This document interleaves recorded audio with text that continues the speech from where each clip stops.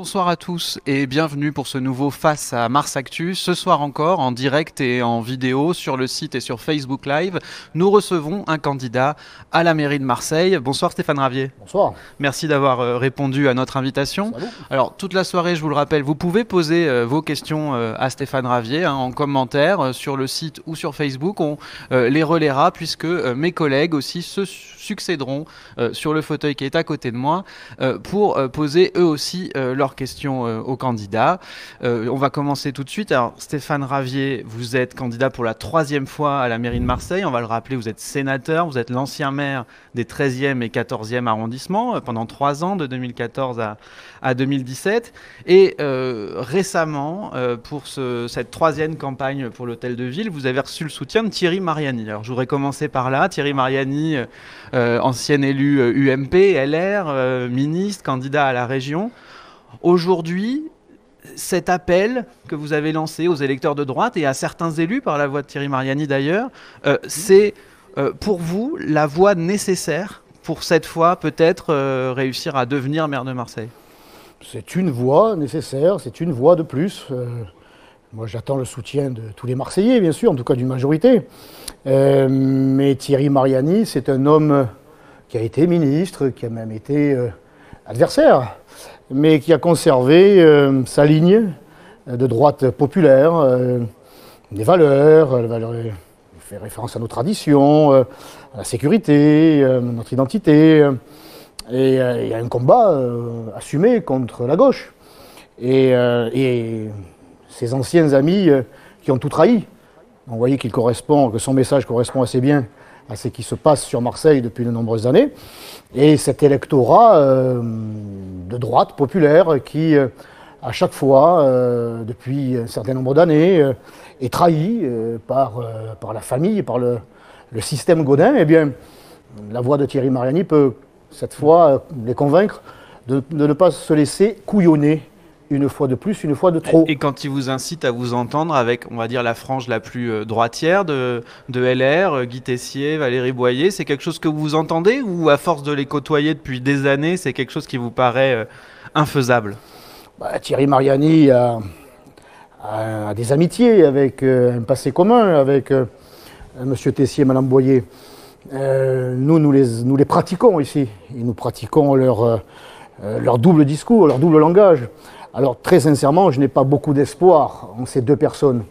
Mais leurs électeurs, qui ne leur appartiennent pas, hein, les électeurs n'appartiennent à personne, pourraient cette fois, par la voix de Thierry Mariani, être sensibles au fait que M. Tessier, Mme Boyer, eh bien, continuent à œuvrer dans le sillon Gaudin en soutenant Martine Vassal.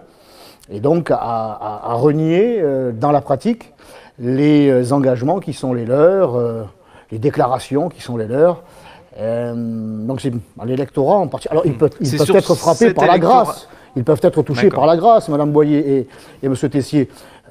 Mais c'est sur cette nulle faute ne peut être pardonnée. Voilà, c'est sur cet électorat-là, je vais essayer de le prononcer correctement, que vous misez en tout cas pour crever ce qu'on appelle d'habitude le plafond de verre, c'est-à-dire cette incapacité du Front National, même s'il est en tête au premier tour, à remporter les seconds tours, ou en tout cas très difficilement. Oui, on sait que le second tour a été inventé, on va dire historiquement, pour faire barrage à la volonté populaire, hein, et la volonté populaire marseillaise, ce qui permet toutes les combinaisons, les arrangements entre les uns et les autres. Mais moi je crois au bon sens populaire, et je crois que cette fois sera la bonne, que les Marseillais de droite, comme tous les Marseillais qui en ont ras-le-bol du système Gaudin, Vassal, Gilles et compagnie, eh bien, ne se laisseront plus piéger par ces combines et par ces combinaisons. Et la voix de Thierry Mariani peut les aider à franchir le pas. Alors, je l'ai dit tout à l'heure, c'est la 3e fois que vous visez l'Hôtel de Ville. Alors, la première fois, vous aviez fait moins de 10%, si je ne m'abuse. La 2e fois, vous aviez quasiment doublé ce score. Moi, ça me va comme ligne. Ça monte comme ça me va bien.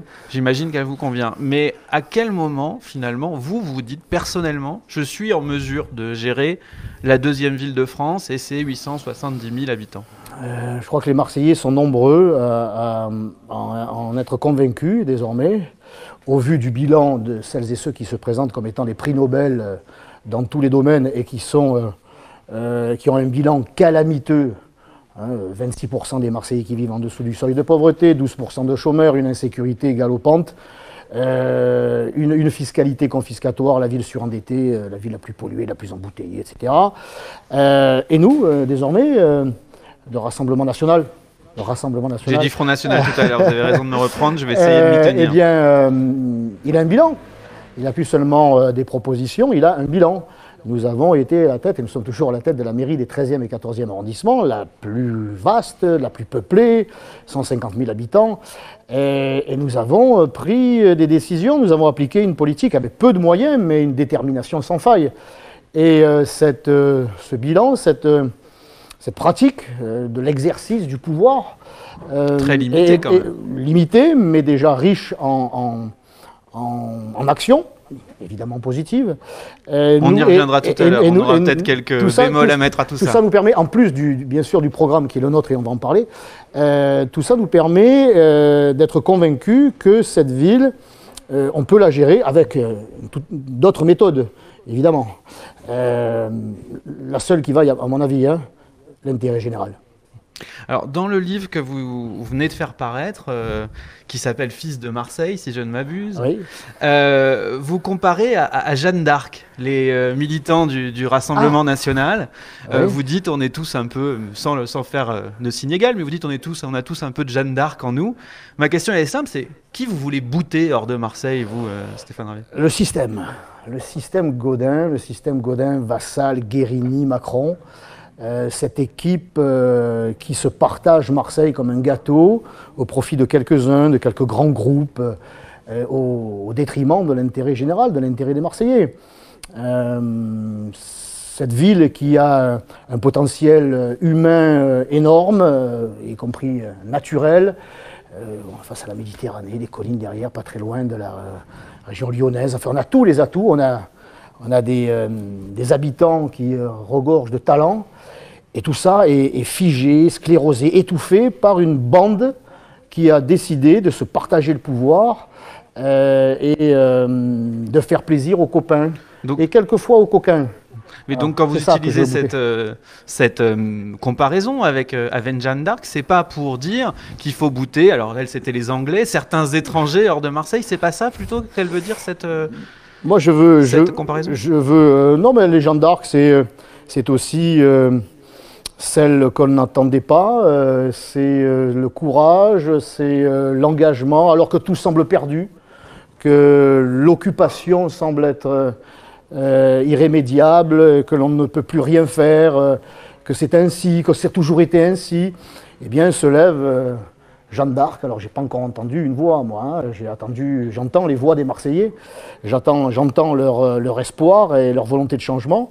Et les militants du Rassemblement national sont des Marseillais. Ils vivent, comme moi, Marseille, son quotidien, et son quotidien de difficulté, d'extrême difficulté. Et voilà, ils se lèvent pour dire on peut stopper tout ça. Non seulement on peut le stopper, mais on peut changer radicalement de politique en se tournant résolument vers les Marseillais, vers l'ensemble de la ville. Mais vous l'entendez, ma question, Marseille est la terre de toutes les migrations et une terre multi-religieuse. Est-ce que vous n'êtes pas, avec cette expression-là et avec d'autres, un candidat qui va diviser finalement cette ville plutôt que de la réunir ?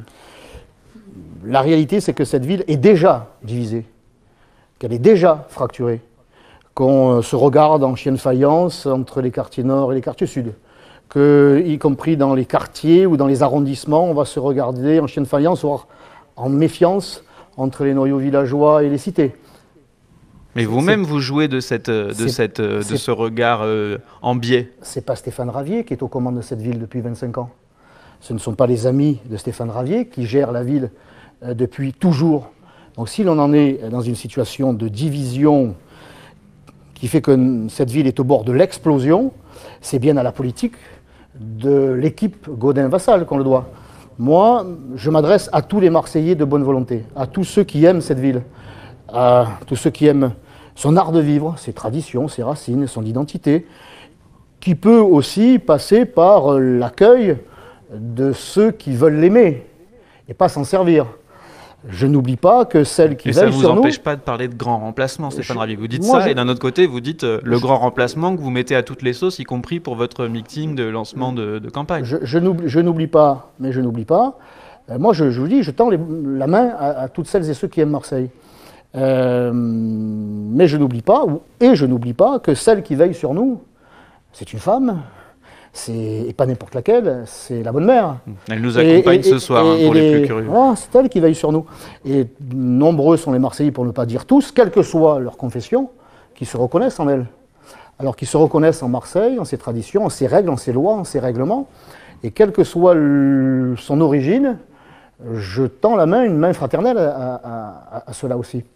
Alors pourquoi utiliser des expressions qui sont provocatrices, qui amène un grand imaginaire. Hein, on a même vu un tueur se réclamer du grand remplacement en Océanie. En Océanie, c'est pas à Marseille, ça. Non, mais bon, c'est la même théorie, par contre. Donc pourquoi utiliser ça? Pourquoi utiliser cette théorie qui va clairement opposer des gens les uns aux autres? Moi, je ne vis pas en théorie, je ne vis pas en idéologie, je vis à Marseille. J'ai les pieds sur la terre marseillaise depuis l'âge de 3 ans. Je suis fils de Marseille, mais adopté par la bonne mère. Et je sais ce que je vois. Je n'ai pas lu le livre, sans doute, auquel vous êtes référence, sans le dire. Je ne l'ai pas lu, moi. Ça me... J'ai pas le temps de lire des bouquins comme ça me saoule. Mais je sais ce que je vois. Moi, je vis à Marseille depuis 45 ans. Et je constate que la politique d'immigration massive a changé l'image de la ville et la composante du peuple marseillais. Il faut être aveugle pour ne pas le voir. Il faut être de mauvaise foi pour ne pas le dire. C'est la réalité. Mais ça ne m'empêche pas de dire à ceux qui sont là désormais, aimez cette ville. Aimez cette ville parce qu'elle est généreuse, elle est accueillante. Elle se mettra en 4 pour vous, alors qu'elle est dans une situation sociale extrêmement compliquée. Mais elle se mettra en 4. Elle vous tend la main, saisissez-la. N'en profitez pas pour avoir une attitude conquérante, voire dominatrice, quand ce n'est pas violente. Et la plupart du temps, ces gens sont aussi français que vous et moi, et sont certainement aussi marseillais que moi qui suis là depuis 10 ans. Stéphane Ravier, qu'est-ce qui change? Et la situation de regard en chien de faïence, de méfiance, de défiance, encore une fois, c'est le résultat de toute la politique de mes concurrents qui se conduisent en adversaires. Et moi, je dirais que je suis pour recréer une unité du peuple marseillais, parce que je m'inscris dans cette démarche de réunifier Marseille, ses 16 arrondissements, et l'ensemble de ses habitants. Eh bien, je suis pour le grand remplacement de la classe politique. Voilà. Il faut vraiment procéder à un grand remplacement de la classe politique, parce que c'est elle qui est à l'origine de cette division entre les quartiers, entre les cités, entre, qu'on soit d'origine de là ou d'ailleurs. C'est que cette classe politique n'a pas su faire de ces nouveaux Marseillais des Marseillais à part entière, en favorisant le communautarisme, voire l'islamisme. Moi, il y a certains de mes adversaires qui se servent de cette nouvelle population ou de ceux qui sont de confession musulmane, certains d'entre eux qui sont dans une démarche radicale, eh bien, au lieu de s'attaquer à ce phénomène, ils l'encouragent dans un but électoraliste. Moi, je m'attaque aux islamistes. Je m'attaque aux islamistes pour protéger tous les Marseillais, y compris ceux qui sont de confession musulmane. On aura l'occasion de revenir sur ce thème et sur bien d'autres. Je vais accueillir mon collègue Benoît Gilles pour cette deuxième partie. On va revenir sur votre programme, parce que vous nous avez dit que c'était un programme ancré dans Marseille, donc on va un peu le tester. Je vous invite aussi à continuer à poser vos questions sur ce premier échange avec Stéphane Ravier, et bien sûr sur les thématiques que Benoît va aborder maintenant. Je te cède la parole, Benoît. Bonsoir. Bonsoir. Alors, j'ai lu avec attention le petit fascicule que vous avez diffusé et qui résume vos 100 solutions ou 100 propositions ou 100 mesures. Des solutions, ce sont des solutions, c'est pas simplement des propositions. D'accord. Pour Marseille, la première, elle est forcément financière. On connaît l'état des finances de la ville. Vous voulez des finances sérieuses, dites-vous, avec pour faire face à la dette colossales, c'est comme ça que vous les définissez. Et votre première proposition, c'est de renégocier avec les banquiers. Alors comment vous, Stéphane Ravier, vous allez réussir à faire ce que finalement les équipes Gaudin successives n'ont pas réussi à faire, c'est-à-dire faire plier les banques? C'est parce qu'ils sont mauvais. C'est parce que ça fait 25 ans qu'ils sont aux commandes. Ils sont réélus à chaque fois, donc ils ne se remettent jamais en question dans leur fonctionnement. Persuadés d'avoir la bonne formule. Le résultat, il est là. 2000 € de dette par habitant. Hein, ça fait 1,6 milliard. Donc on est largement plombé. L'équipe Gaudin-Vassal a augmenté les impôts et a supprimé tous les abattements. C'est-à-dire qu'effectivement, on n'a a priori aucune marge de manœuvre. Donc la première des mesures, ce serait peut-être de faire fonctionner la mairie autrement, les services autrement. Réorganiser les services de manière à ce que cela soit plus, pas trop le terme, mais parce qu'il s'agit là de personnel, d'êtres humains, d'employés, d'agents, d'être plus rentable, d'être plus productif. On peut agir aussi sur les marchés publics. Moi, j'ai mon ami maire d'Hénin-Beaumont, Steve Briouat, qui m'a expliqué que, en mettant un peu son nez dans les marchés publics et en étant comment dirais-je, en ayant un regard plus fort là-dessus, il a économisé 30% du coût sur les marchés publics.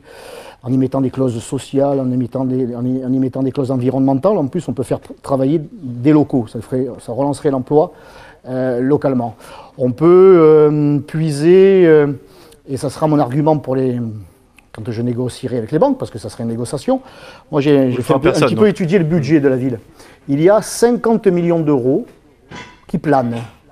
50 millions d'euros qui ne sont pas utilisés.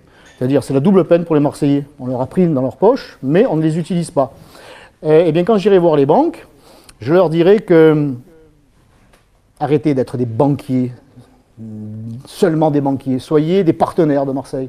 Soyez, c'est un terme à la mode, des banques citoyennes. Je leur rappellerai qu'on leur a sauvé leurs fesses il y a quelques années aux banques mondiales. Ça nous a coûté des milliers de milliards.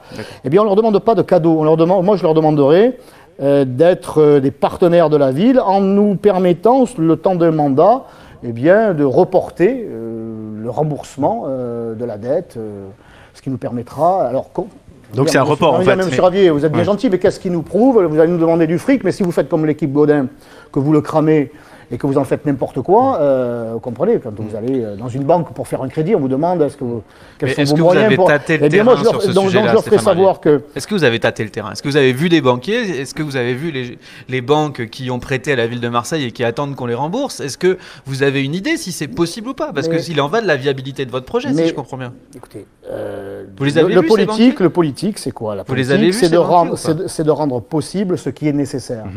Moi, je suis déterminé. Je ne suis pas Vassal, je ne suis pas Blum, je ne suis pas Gaudin, je ne suis pas Pantouflard. Je ne suis pas issu de 25 ans d'habitude, servitude. Je ne vais pas les menacer, les banques. Je vais leur expliquer. Vous voyez bien qu'un milliard 6, vous voyez bien que les 870 000 Marseillais, la nouvelle génération qui sera sans doute vos clients, vos futurs clients, ont besoin d'une bouffée d'oxygène. Aidez-nous, je ne leur demande pas d'effacer la dette. Et vous avez tâté le terrain sur ce moratoire? Je repose ma question, parce que vous n'y répondez pas. Est-ce que vous avez des échos de banquiers, de créditeurs de la ville de Marseille qui vous disent « oui, un moratoire est envisageable ». Ce que je sais, c'est que depuis que j'ai proposé cette négociation, aucune banque n'a fait de communiqué de presse pour dénoncer la stupidité de cette proposition. Moi, les banquiers font ça toute l'année, c'est leur métier, la négociation. Ça aurait dû être une des actions de cette municipalité. Or, ce n'est pas le cas. Moi, je suis convaincu d'y parvenir. Parce que je suis sûr qu'elles pourront comprendre que l'avenir de Marseille, c'est leur avenir, que notre avenir est intimement lié. Donc... Et je leur présenterai aussi, parce qu'on va me dire, vous me demandez de reporter, mais qu'est-ce que vous allez en faire de cet argent? Quelle est l'assurance? Je vais écoutez, voilà mon plan. Il y aura une baisse d'impôt de 50 millions d'euros. Et donc vous allez convaincre les banquiers en ayant moins de ressources? Je leur démontrerai le sérieux de ma future gestion financière. Je ne dis pas la rigueur. Je dis pas la rigueur, parce que la rigueur, c'est ce que subissent les Marseillais depuis trop d'années, et ils n'en peuvent plus. Je dis le sérieux. Ce n'est pas les Marseillais que je vais mettre à la diète. c'est le fonctionnement de la mairie que je vais modifier, je vais dire en profondeur. Ça, c'est des économies. Mais vous faites des économies d'un côté et vous diminuez vos ressources de l'autre. Est-ce que ça, c'est un argument qu'un banquier peut entendre quand on veut finalement reporter la dette? Baisse de 10%, dites-vous, hein, on va c'est préciser ça, de la taxe foncière. Vous n'allez pas me faire croire que l'on ne peut pas baisser de 10% notre fonctionnement. N'importe quel ménage dans une situation tendue peut réduire son train de vie de 10%. Il suffit juste de le vouloir. Mais moi, je ne vais pas réduire ce qui est fourni aux Marseillais. Ils sont déjà tellement étranglés, tellement démunis. Mais ce sont des économies dans le fonctionnement. C'est des économies dans la nébuleuse associative aussi. On y trouve pas mal d'associations qui sont plutôt clientélistes que dans l'intérêt général. Voilà les quelques éléments qui peuvent nous amener à, sans réduire les services aux Marseillais, permettre de dégager des liquidités. Il y a le patrimoine de la ville. Vous le connaissez, vous? Parce que moi, je ne le connais pas. Et vous savez quoi? Godin non plus. Godin ne connaît pas. Le maire de Marseille, les services, la municipalité, ne connaît pas son patrimoine. Donc moi, je lancerai une enquête, parce que ça relève quasiment de l'enquête. On dressera le patrimoine de la ville. Je ne dis pas que je vais vendre des bijoux de famille, on va voir de ce dont on dispose. S'il y a des locaux que l'on peut louer, eh bien on les louera. S'il y a des locaux qui méritent rénovation pour s'en servir, parce qu'on loue des locaux, ça nous coûte une blinde, ça nous coûte un bras, alors donc qu'on dispose sans le savoir d'un patrimoine inexploité. Eh bien, commençons par le connaître, ce patrimoine, exploitons-le à notre avantage, et puis s'il y a quelques éléments à vendre, eh bien nous les vendrons. Pour équiper Marseille, pour les équiper en école, en piscine, en crèche, tout ce qui fait que les Marseillais retrouveront confiance en Marseille, que les entreprises, parce que la baisse d'impôts les concernera, retrouvent confiance en Marseille.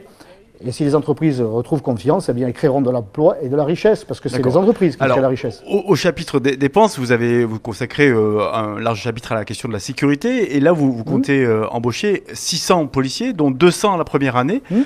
Comment vous financez ça? Est-ce que vous avez chiffré cette embauche? Combien ça vous coûte, 200 policiers la première année? On sait que 100 policiers, c'est 10 millions d'euros. Donc c'est 20 millions d'euros. Je vous parlais tout à l'heure de ces 50 millions d'euros qui sont là, inutilisés. Eh bien, la première année, oui, on peut recruter 200 policiers municipaux sans que cela nous conduise à augmenter les impôts. Et l'année suivante? Eh bien, je vous rappelle qu'il y a toute cette série de mesures, le patrimoine, la baisse d'impôts, les banques qui nous permettent de dégager du cash. Oui. Tout ça s'inscrit sur un mandat, des entreprises qui s'installent. C'est un cercle vertueux qui va s'installer. Ça ne va pas se faire en 3 mois, ça ne va pas se faire non plus en 20 ans. Moi, je ne suis pas M. Berland. Ça va se faire sur un mandat. Et c'est quoi la facture à la fin du mandat? 600 policiers, c'est combien? Et vous savez, à mon avis, c'est ma façon de voir la sécurité, ce n'est pas un coût, c'est un investissement. Quand vous rétablissez la sécurité, et c'est ma priorité, c'est la première, parce que la sécurité, ce sont les fondations de la maison Marseille. Sans sécurité, il n'y a rien derrière. Voilà. On va pas dans un endroit y consommer lorsque l'on sait que ça craint. On ne prend pas les transports en commun quand on sait que ça craint. On ne vient pas installer son entreprise quand on sait que dans ce quartier, eh bien, on se prend à coups de calache en plein jour, y compris sur la police, qu'il y a du deal. Finances sérieuses. Combien? Donc c'est un investissement. Donc, Combien? Pour bien saisir, j'allais dire, ma philosophie, ma conviction, mes adversaires voient ça comme un coût, moi je vois ça comme un investissement. Eh bien, je vous l'ai dit, c'est 10 millions d'euros pour 100 policiers. La première année, on peut en recruter 200. Je les déploierai sur l'ensemble de la ville, ce qui permettra de recréer la confiance, de permettre aux Marseillais de... Mais chaque année, vous en rajoutez des policiers. À la fin, il y en a 600. Donc ça fait... si on en recrute 200 la première année, il vous reste 5 ans pour en recruter 400. Vous n'avez qu'à faire le compte. Mais on les trouvera. Vous l'avez fait. Mais je le trouverai, le blé. Vous inquiétez pas pour ça. Je le trouverai parce que c'est nécessaire. Un peu court, quand même. J'en ai entendu des responsables politiques, tant sur le plan local que sur le plan national. Oui. Ça va coûter tant, j'ai chiffré, ça va coûter tant, mais à la fin, il n'y avait plus rien, ça avait doublé. Donc, chiffrer, c'est pas le problème. Moi, je sais que c'est 100 millions d'euros, que c'est 10 millions d'euros, pardon, pour 100 policiers. Eh bien, je les trouverai. Je les trouverai en économisant à tel endroit, en obtenant des banques, le report de la dette, enfin toutes les mesures que je vous ai déjà présentées, parce que c'est nécessaire. C'est pas une lubie, c'est des Marseillais qui le disent avec la propreté, ce sont leurs deux priorités. D'accord.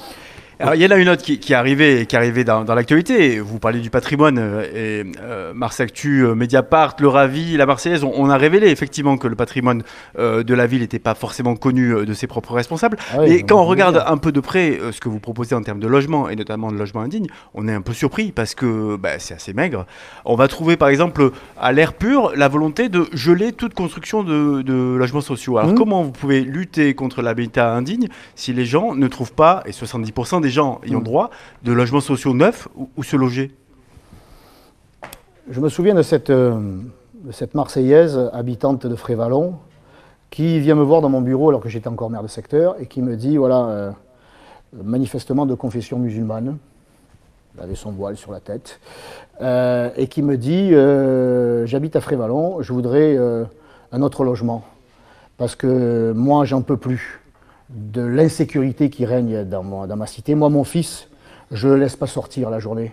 Il est enfermé chez moi quand il n'est pas à l'école. Le seul moment où je me sens en sécurité, c'est le week-end, quand je vais voir mes parents à Fréjus. Et donc, ami David, on te salue. D'accord, et vous répondez toujours pas à mes questions. Je veux dire, des logements, que ce soit à Frévalon, pour de Frévalon, au Laurier, aux Oliviers, des logements sociaux, il y en a plein. Oui, mais c'est interdit de construction là. Il y en a plein de vides. Parce qu'il y règne, et je vous disais donc... Oui, mais il y a 100 000 Marseillais, Stéphane Ravier répondait à la question, 100 000 Marseillais qui vivent dans un taudis. Donc vous n'avez pas... Vous n'avez pas 100 000 Marseillais, mais vous n'avez pas... 40 000 logements qui sont Vous n'avez pas 40 000 logements HLM qui sont disponibles parce qu'on ne voudrait plus y aller aujourd'hui et qu'on voudrait y aller demain si vous avez rétabli la sécurité que vous dites ne pas voir dans ces quartiers. Dans un premier temps, on rétablit la sécurité, on rétablit l'ordre, ça nous permettra de dégager quand même pas mal de logements pour de nombreuses familles. Et puis ensuite, effectivement, il y a 40 000 logements indignes ou insalubres. Moi, j'ai été reçu par les professionnels du BTP 13, à qui j'ai fait part de mon souhait d'orienter leur action, leur profession, plutôt vers la rénovation que vers la bétonisation, parce que c'est à ça qu'on est en train d'assister. Si vous prenez les quartiers nord et même Lumini, ça bétonne à tour de bras, sous le prétexte qu'il faut construire des logements, alors que nous ne sommes toujours que 870 000, je le rappelle. Oui, mais ce n'est pas du logement social. Eh bien, oui, mais il y a beaucoup de logements sociaux qui sont aussi dans un état d'insalubrité ou d'indignité. Donc il faut, à mon avis, dans un deuxième temps, orienter l'activité du BTP vers la rénovation. Moi, c'est là aussi, c'est pas une négociation, mais ça sera en tout cas la volonté de la mairie, de la municipalité dirigée par Stéphane Ravier, que de permettre au BTP de continuer à travailler, mais plus dans la bétonisation, plus dans le saccage de nos joyaux naturels, mais dans la rénovation. Alors il y aura aussi quelques constructions, mais je crois que les logements sociaux, c'est toujours pareil, c'est comme les éoliennes. Tout le monde trouve ça formidable, sauf que personne n'en veut en bas de chez soi. Et donc pas dans le sud, vous rééquilibrez pas le déséquilibre actuel entre les quartiers sud et les quartiers nord. Vous dites effectivement ça concentre dans le 13-14. Les quartiers nord ont beaucoup donné. Oui, dans le 6-8, dans le 9-10. Les 13e et 14e arrondissements, c'est 45% au moins de logements qui sont des logements sociaux. Donc vous voyez, on est des très bons élèves. Pourquoi vous dites pas que vous en faites au sud?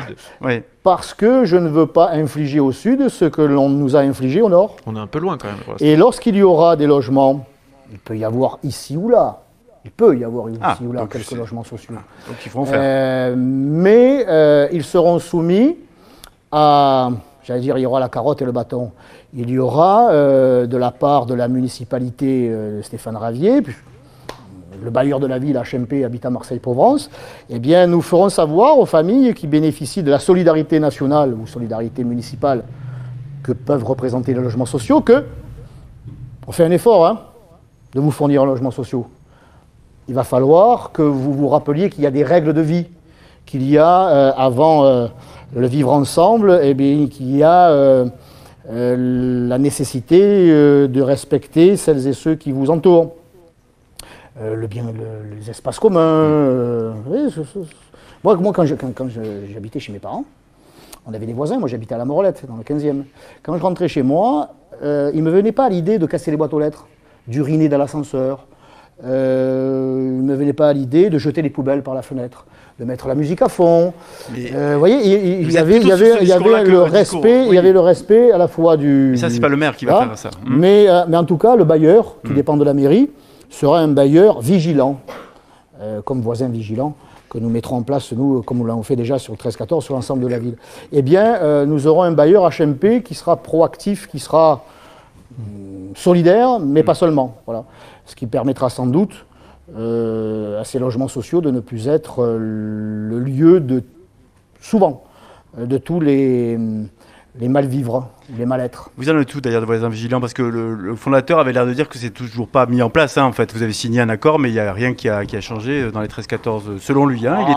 Il était avec votre adversaire, Madame Galli, et voilà, il avait dit c'est toujours en lancement. En tout cas, nous avons fait le chèque, parce que c'est la mairie de secteur qui paye. Il devrait être un petit peu plus reconnaissant, mais ça fonctionne, puisque grâce à ça, nous avons pu empêcher l'installation de 2 campements illégaux d'individus issus de la communauté Rome. Donc je ne vois pas pourquoi il estime que ça ne fonctionne pas. Il n'a pas dit que ça ne fonctionnait pas, il disait que c'était toujours en... Nous, c'est très efficace, puisqu'on a épargné aux habitants du 14e arrondissement de subir les conséquences de l'occupation illégale. Et c'est grâce à voisins vigilants. Et nous l'avons fait dans le 13-14. Et nous le ferons sur l'ensemble de la ville. D'accord. Une dernière question, Benoît, oui, parce que le temps file. Une dernière question, au titre, là encore une fois, de votre programme économique. Vous proposez d'installer un marché gastronomique dans les docks. Est-ce que vous allez parler avec M. Pietri Pietri, c'est comme les banques. Je lui ferai une proposition qui pourra pas... Parce que c'est privé, quand même. Mais si vous me dites, ah mais comme M. Ravier, c'est privé, ah mais c'est les banques, ah mais c'est le ministre... C'est la réalité. Pour relancer l'économie à Marseille, le budget, moi je souhaite aussi créer une zone franche dans les noyaux villageois. Ça dépend du Premier ministre, pas seulement du maire de Marseille. Je dois attendre qu'il me fasse un cadeau, le Premier ministre. Je dois attendre qu'il ait, lui, l'idée pour Marseille. Manifestement, il ne l'a pas. Le droit de la propriété, quand même. Le maire de Marseille, il ne doit pas rester dans son bureau à faire la sieste l'après-midi, comme le fait actuellement Jean-Claude Gaudin depuis longtemps. Je serai rarement dans mon bureau. Je me déplacerai dans Marseille, parce que moi, je veux rester au contact de la réalité marseillaise. Et les décideurs, que ce soit un ministre, un Premier ministre, M. Pietri, je vais leur manger le cerveau. Mais ils vont se dire, Ravi, on n'en peut plus, allez, on signe, parce qu'autrement, il ne va pas nous lâcher.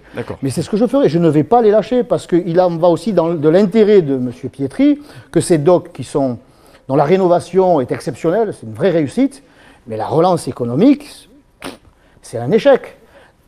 Et on va rester comme ça, ah c'est un échec, c'est Pietri, on peut rien faire, comprenez, c'est comme ça. C'est un échec. Il y avait un marché, dans cet échec-là, dans les docks, il y avait un marché gastronomique.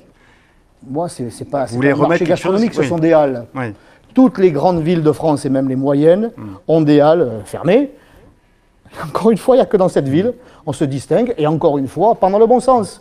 Ça ne va pas se faire dans les 6 premiers mois. Je vais lui démontrer avec des techniciens, des financiers. Moi, j'ai pas la science infuse. Moi, j'ai une idée, je suis un politique. Je dis voilà, je veux ça pour Marseille.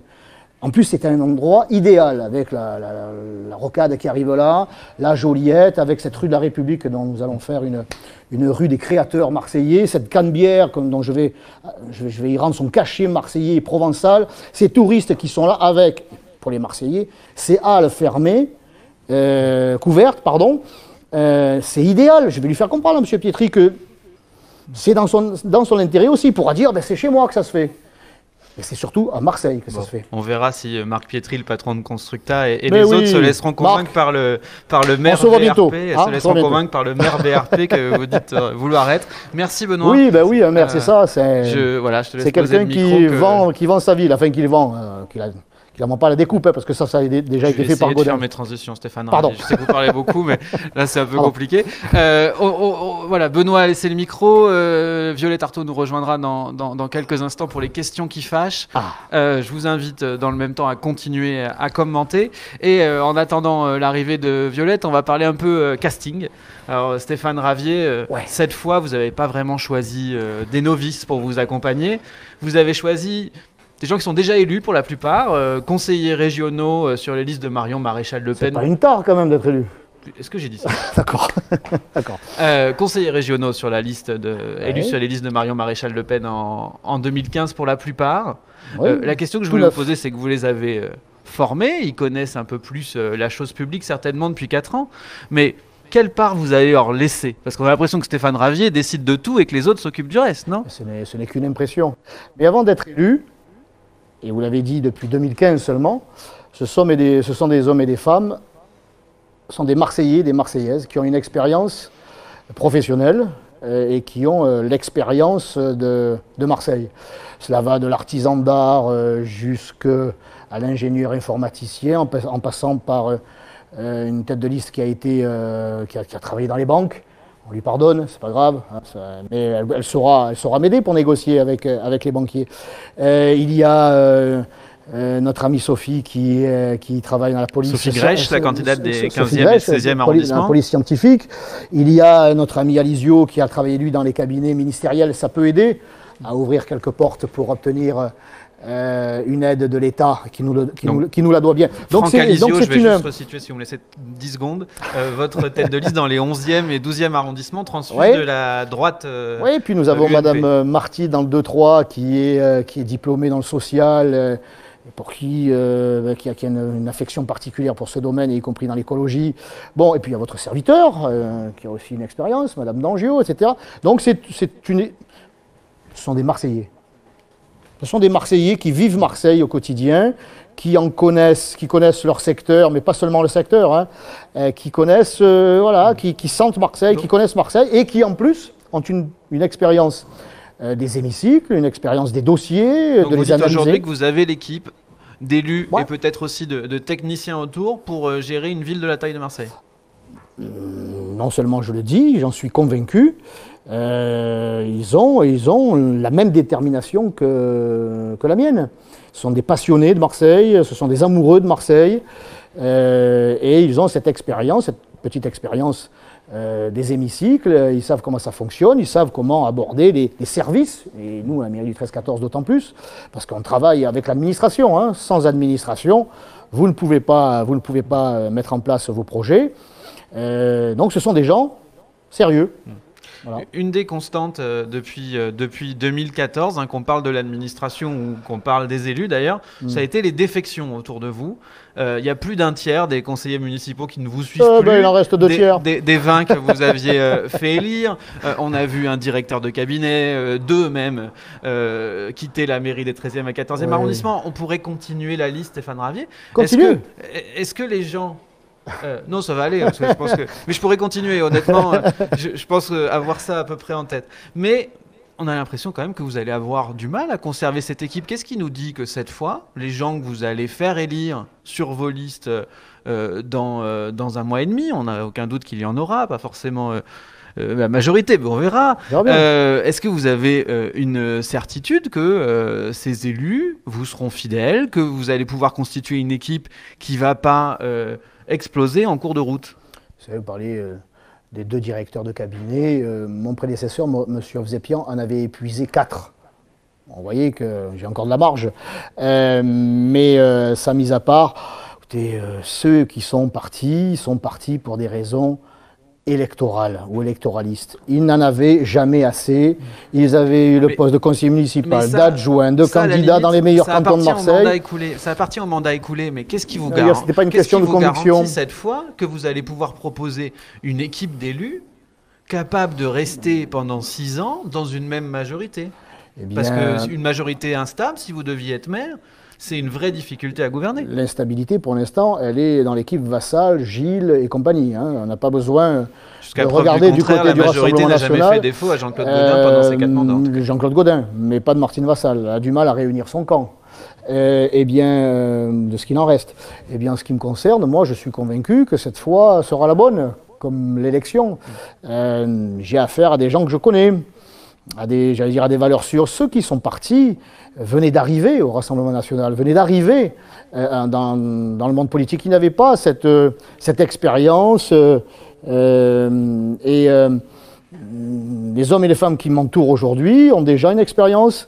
Ils savent que leur action doit s'inscrire dans le temps, dans la loyauté, mais pas la loyauté vis-à-vis de Stéphane Ravier, ça serait déjà bien, la loyauté vis-à-vis de leur mouvement, et surtout la loyauté vis-à-vis de Marseille et des Marseillais, parce nous portons le même projet, et comme moi, ils ont à cœur de l'appliquer dans l'intérêt général.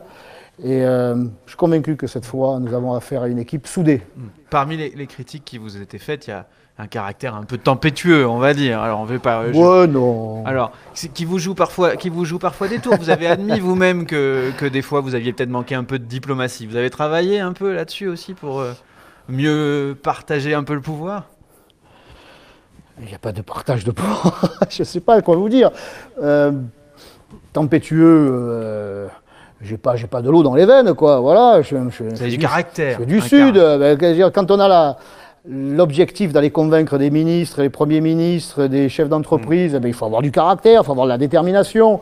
Mais je n'ai aucunement le caractère d'un oppresseur, d'un dictateur. Je sais ce que je souhaite pour ma ville, et ceux et celles qui m'entourent sont faits du même bois. Ils sont déterminés, ils ont du caractère, et je ne pense pas les effrayer, autrement ils ne seraient pas autour de moi aujourd'hui. Hein. Alors c'est à ce moment-là que je dois faire une incise. La semaine dernière, à votre place, était assis Sébastien Barle, candidat. Ami Sébastien. Voilà, candidat Europe Écologie Les Verts à la mairie de Marseille. Rouge. Alors il est revenu justement peut-être sur un autre aspect de votre caractère, Stéphane Ravier, la galéjade. La mauvaise blague parfois aussi. Je suis pas. Et il vous a demandé, est-ce que certainement pas. Mais il vous a demandé, ni Marcel d'ailleurs certainement, parce que j'ai lu votre livre. Mais il vous a demandé si vous regrettiez votre sortie sur Lydia Frenzel. Et on va la rappeler. Lydia Frenzel, élue écologiste, à qui vous aviez proposé de vous retrouver à l'hôtel de ville. En conseil, c'était pas dans la phrase. À l'hôtel de ville. C'était pas du tout dans la phrase. Même Jean-Claude Gaudin a dit ça ne se passera pas dans mon bureau. Et l'ensemble de l'hémicycle, c'était en conseil était hilar. Mais ça a été vécu par tout le monde comme une blague sexiste. Non. Comme par Sébastien Barle aussi, puisqu'il vous demande si vous regrettez. Je me suis déjà exprimé à ce sujet. Mais est-ce que vous regrettez? J'ai déjà fait savoir que si j'avais heurté dans son état de femme, Madame Frenzel, et les femmes en général, si les Marseillaises avaient pu se sentir attaquées, blessées, je le regrettais. Mais ce n'était pas le but du tout. Vous savez, moi je suis insulté depuis 5 ans dans l'hémicycle, ça n'émeut personne. Et mes enfants jeunes à l'école, ils en ont subi des agressions verbales, voire même physiques, parce que leur père était présenté comme un ignoble individu. Je vous passe les colibés, les qualificatifs. Personne ne s'en est jamais ému. Mais moi, par contre, je l'ai dit, je regrette d'avoir blessé si c'est sincère. Mais je voudrais quand même demander à M. Barle s'il n'est pas gêné, à travers Mme Frenzel, non pas qu'elle soit une femme, mais qu'elle soit une guériniste. Ça ne le gêne pas qu'elle soit guériniste, Mme Frenzel, M. Barle? On n'a pas prévu de réinviter Sébastien Barle, donc il faudra trouver un autre moyen que notre média pour lui poser la question. Mais je vous laisse le soin de le faire. Je suis sûr que vous le ferez. Je crois que vous avez même un débat avec lui dans la semaine dans une école de journalisme. Moi, je m'adresse aux adversaires politiques. Bon, il m'arrive quelquefois de faire quelques blagues qui sont plus ou moins bonnes, mais je n'attaque pas l'homme ou la femme. C'est entendu et on a entendu en tout cas votre regret sur le sujet. Je reviens sur votre casting. On a eu une question d'un internaute cette semaine qui s'appelle Laurent, qui nous a demandé si vous regrettiez vos phrases sur les militants exemplaires de l'Action française qui vous ont accompagné dans la campagne de 2014, dont vous avez salué le travail à vos côtés, et dont l'un d'entre eux, leur ancien responsable, a été condamné en correctionnel pour violence en réunion il y a quelque temps. Il a même été incarcéré. Est-ce que ces relations avec une extrême droite assez radicale que peut incarner l'Action française, vous les maintenez? Vous dites toujours que c'est une équipe de militants exemplaires. En 2014, cette équipe était exemplaire. Et je n'en ai eu qu'à m'en réjouir. Une campagne de terrain sans aucun heurt, sans aucune agression. Ils en ont plutôt été victimes. Donc on ne les retrouvera pas sur vos listes cette fois, c'est que vous dites, ça a changé? Non. La dernière fois, il y avait des militants de l'Action française, au moins 2 sur vos listes. Je ne crois pas que ça soit d'actualité désormais. D'accord. Donc Mais je ne regrette absolument pas les propos que j'ai tenus en 2014, parce que c'était la réalité. Des militants exemplaires, des étudiants, voilà. Aucun d'entre eux n'arrachait les colliers ou les sacs des personnes âgées, ne vendait du shit ou quoi que ce soit. Mais visiblement, l'un d'entre eux, par la suite, a été condamné pour violence en réunion. Si la justice est passée, qu'elle passe aussi pour toutes les crapules qui sont dans cette ville. D'accord. Mais en tout cas, on aura entendu que vous prenez quand même vos distances avec cette organisation et ses responsables anciens. Il n'est pas à l'ordre du jour que l'un d'entre eux soit sur nos listes. Oui. J'entends. Dernière question sur le casting et après je vais faire rentrer Violette Artaud autour de cette table. Vous avez dit, comme Bruno Gilles par exemple, que vous vouliez être un maire à temps plein. Ouais. Ça veut dire qu'il faut un président de la métropole si vous gagnez. Et on ne le voit pas. Il n'y a que votre tête qui émerge. On ne sait pas qui ça peut être dans ce groupe. C'est la surprise. Mais c'est quand même dommage pour les électeurs. La métropole, elle concentre plein de pouvoirs et on ne sait pas qui va la diriger. Elle en concentre trop de pouvoir. En tout cas, vous n'allez pas changer la loi tout de suite. Je ne crois pas que vous ayez la majorité au Sénat pour initier quelque chose comme ça. Ou alors quelque chose m'a échappé. Non, mais puisque nous allons remporter la ville de Marseille et je suis convaincu que nous réaliserons d'excellents résultats dans les Bouches-du-Rhône, l'on peut aussi envisager qu'à la métropole, notre influence soit grande et que dans l'intérêt des communes, des libertés communales, de permettre aux maires de retrouver leurs prérogatives, parce que ce sont eux qui sont les mieux placés pour savoir ce dont ils ont besoin. Et qui la dirigera ? On va faire en sorte de leur rendre leur pouvoir. Vous ne voulez pas répondre à ma question. Et que cette métropole, quel que soit son président ou sa présidente, issue du Rassemblement national, eh bien, donc il aura à cœur, ou elle aura à cœur, d'utiliser cette métropole dans le but qui avait été établi, c'est-à-dire des infrastructures, de manière à relancer l'emploi. Or, aujourd'hui, la métropole s'occupe de tout sauf de l'essentiel. Donc, le bulletin métropolitain du Rassemblement national est une sorte de pochette surprise, c'est ça? On ne sait pas trop ce qu'on aura à la fin. Rose ou bleu? Nous avons beaucoup de talents au Rassemblement national, et pas seulement marseillais. Il y a aussi des talents à l'extérieur de Marseille. Il n'y a pas que Marseille dans les Bouches-du-Rhône. Il y a même plus d'habitants en dehors de Marseille. Eh bien, il y aura des élus dans les différentes communes ou un maire. À qui pensez-vous, par exemple? Dites-nous. Non, mais c'est pas encore, c'est pas d'actualité encore. C'est dommage, les élections sont dans un mois, Stéphane Ravier. On y réfléchit, D'accord, donc on n'aura pas. Dès que nous aurons réalisé le casting, eh bien, vous serez les premiers informés. Bon, bah écoutez, on ne manquera pas de dire qui est votre candidat à la métropole, mais on ne le saura pas ce soir, on l'a compris. Ça va être au tour de Violette. Ça ne sera pas moi. J'ai entendu et j'ai même commencé par là, maire à temps plein. À temps plein. On l'a entendu. Maire VRP à temps plein même. VRP. On a entendu tout à l'heure.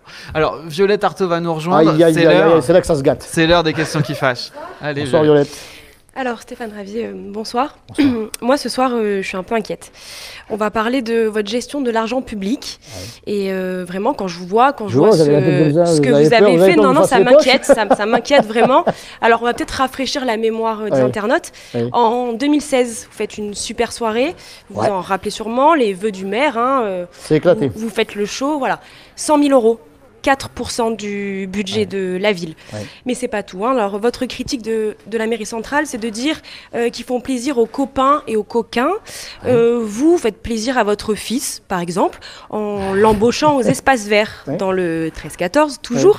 Autre spécificité de votre mairie, l'utilisation des cartes essence. Alors, les cartes essence, c'est ces cartes que peuvent utiliser les employés de la mairie pour faire le plein de l'essence dans le cadre de leur fonction, normalement.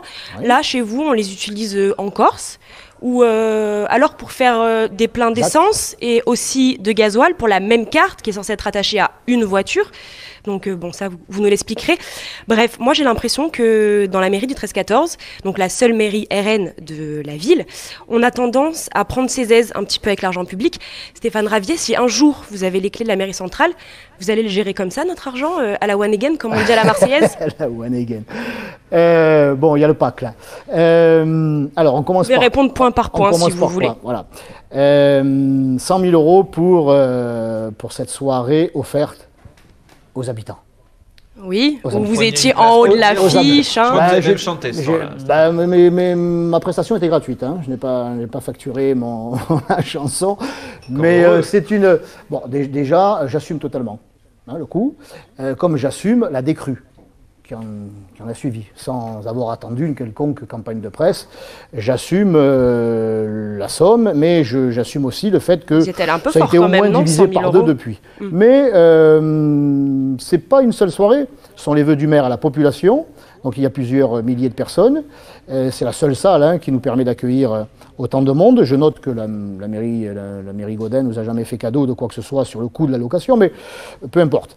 Et puis il y a les vœux du maire et il y a, j'allais dire, une deuxième soirée en une, c'est la remise des phocéens d'or, c'est-à-dire un prix aux associations, aux individualités qui font la richesse de nos quartiers dans les 13-14. Donc il y a une deuxième soirée, même une troisième, puisqu'on danse, on chante, on s'amuse. Donc finalement, c'est pas si cher que ça. Et même, on n'a pas droit, nous, dans le 13-14, à avoir une belle soirée une seule fois par an? Mais vous croyez Est-ce que les habitants des 13e et 14e arrondissements que les Marseillais ont besoin d'autre chose, peut-être, sont des parias, sont-ils des parias à ce point qu'ils ne méritent pas une fois dans l'année une soirée, j'allais dire en leur honneur, parce que moi je parle une demi-heure, quelquefois plus, mais la soirée en réalité, elle n'est pas pour moi, elle est pour les associations qui font un travail de ouf toute l'année, on les met à l'honneur, et puis il y a un buffet pour... Moi ces soirs-là, j'ai même pas le temps de manger un seul morceau de pizza, et c'est pour tout le monde sauf pour moi. Alors voilà, on offre une soirée aux habitants des 13e et 14e. Plus urgents, parce que c'est des choix finalement, c'est des choix de gestion de l'argent public. Il n'y a pas des besoins plus urgents, 100 000 euros, 4% du budget. On a mis beaucoup d'argent dans la rénovation de nos installations qui avaient été laissées à l'abandon par nos prédécesseurs socialistes et communistes, à l'abandon par la mairie centrale. On a même créé un jardin pour enfants, on a créé un stade de foot, une école des sports à Saint-Jérôme. Il y a plein de choses qui ont été faites pour les enfants comme pour les seniors, puisqu'on a créé un club pour eux entièrement gratuit, les sorties entièrement gratuites, comme pour les enfants pour lesquels on a créé des activités sportives. Moi, sénateur, quand j'avais mon enveloppe parlementaire, j'ai pu subventionner X associations dans tous les domaines, dans l'handicap, dans le sportif, le culturel. Vous en avez trop d'argent, on dirait. L'ensemble du secteur, y compris des cités, on n'a jamais rien supprimé. L'espace culturel Busserine, par exemple. On a mis 60 000 euros dans l'équipement technique de l'espace culturel Busserine, de la mairie de secteur, dans nos caisses. On n'avait pas à le faire à la base, c'était pas à nous. Mais si on n'avait pas mis ces 60 000 euros, eh bien l'espace culturel Busserine aurait fermé. J'ai même agi pour qu'il y ait la licence de spectacle qu'il n'avait pas et qui est incontournable pour le faire fonctionner. Et on a même mis la main à la poche lorsque l'on a su au mois de décembre 2018, je crois, qu'il n'y avait même pas d'alarme incendie depuis des années à l'espace culturel Busserine. On a payé une société de gardiennage pour que les spectacles offerts aux enfants du secteur à l'espace culturel Busserine puissent être tenus. Ouais, bon, donc c'est ça aussi la gestion. Vous dérivez un petit peu, en tout cas, non, je dérive pas. 100 000 euros, une soirée, ça vous je rappelle, et j'en ai sans doute oublié beaucoup, l'ensemble de notre action.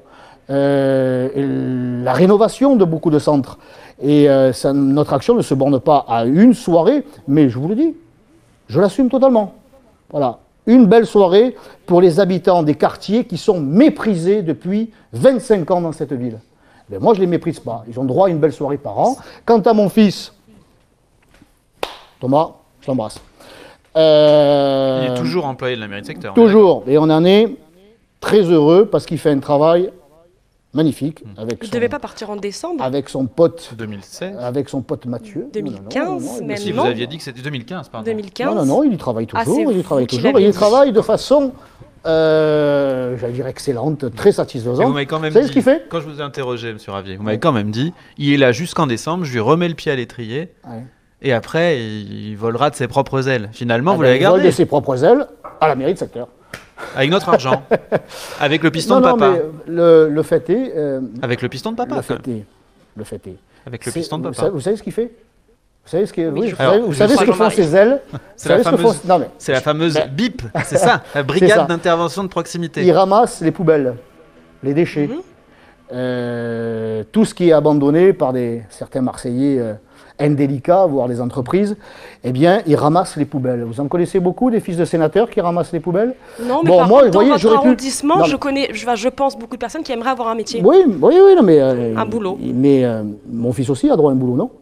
Oui, Avec bien sûr, le mais piston- ça peut être- je vous remercie. Avec le Monsieur piston de Ravier papa. peut être un bon Mais maire et un bon le père en fait même est, temps le sans fait est, forcément c'est que lier les deux, non? le piston Impossible. de papa, il aurait pu s'appliquer dès octobre 2014, lorsque je suis devenu sénateur, et j'aurais pu en faire un attaché parlementaire à 3 fois le salaire qu'il touche aujourd'hui. 3 fois. Oui, donc je l'ai pas fait.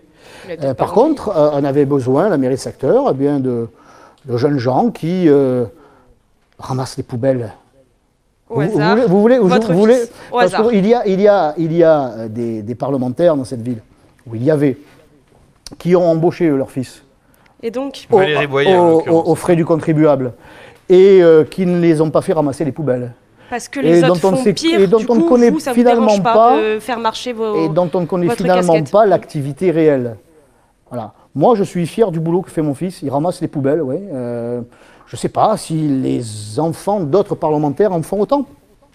Non, mais sûrement que d'autres personnes dans votre secteur auraient aimé aussi avoir un... Oui, mais il y en a. Un Vous métier. savez, il y a plus de 200 agents à la mairie de secteur. Il y en a. Et chaque année, enfin, ça fait 3 ans, je crois, qu'il y a un forum de l'emploi qui est organisé à la mairie de secteur. Et grâce à notre action, nous avons pu faire en sorte que des jeunes ou des moins jeunes, des 13 et 14, trouvent un boulot. Il y a une En tout deuxième cas, question. votre qui fils, fâche. il est On va y aller bien au violette, chaud. parce que Non, il n'est pas au chaud, mon le temps fils. tourne. Mon fils, il travaille Non. dehors, été comme hiver. Il est dehors. Et il a un métier, Il, monsieur Ravier. il est dehors. Il a un oui, métier. il C'est déjà beaucoup dans il un ramasse les secteur où poubelles. le C'est ça son chômage métier, c'est de ramasser les poubelles. est très très élevé. On a Très, compris, très, Violette, c'est de ramasser les tu avais poubelles. une deuxième question, je crois. Oui, tout à fait. Non, j'ai oublié un point, parce que Ouais, je vous tiens à voulez répondre à vos parler questions. sur les cartes les cartes essence. essence. Allez-y. Les cartes essence. Rapidement, Stéphane Ravier, s'il vous plaît. Rapidement, une enquête administrative a été menée pour sa partie politique, pour sa partie élue. Pas une goutte, vous m'entendez? Pas une goutte d'essence dans le réservoir de Stéphane Ravier ou de Sandrine Dangio ou d'aucun autre élu de la majorité. Et cette Pas enquête, une goutte. Je n'étais pas en Corse lorsque une carte a été utilisée. vous Il y a une peut-être pas, enquête. mais en tout cas, la carte a été utilisée encore. Ça, je Absolument, pense que vous je ne suis en pouvez train pas de- le nier. Je suis en train de vous le confirmer. L'enquête se poursuit dans le domaine administratif, on va dire, des agents ou des responsables qui ont eu accès à ces cartes. C'est pas moi qui les ai gérées, hein. Ce Vous sont l'avez les pas services. vu. Bon, eh bien, À tout le moins, un manque de contrôle, quand eh même, bien, sur ce- mais c'est pas à moi à contrôler, cher ami. C'est au service. C'est à la direction des services. Eh bien, l'enquête se déroule. C'est en train de se dérouler.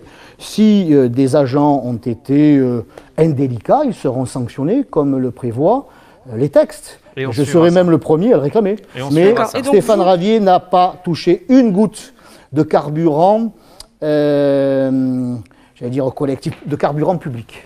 D'accord, mais vous n'avez rien vu dans ce qui se passe dans Ah, je peux votre pas avoir mairie. les C'est yeux, quand je peux même pas un avoir peu les yeux sur inquiétant. 220 agents. L'autre question, Oui, Violette. je passe à la question suivante, Monsieur Ravier. En 1995, des colleurs d'affiches du FN tuent un jeune Marseillais d'origine comorienne, Ibrahim Ali. Oui. Il avait 17 ans et il s'est pris une balle dans le dos. Le tireur a écopé de 15 ans de prison. Ses 2 collègues ont aussi écopé de peine de prison. L'avocat général a fait le lien entre ce drame et l'idéologie du Front National. C'est Est-ce l'avocat que général. aujourd'hui, vous reconnaissez une part de responsabilité à votre parti dans ce qui s'est passé ce 21 février 1995? Absolument pas. Il ne saurait y avoir de responsabilité collective. Nous sommes dans un pays de droit ici.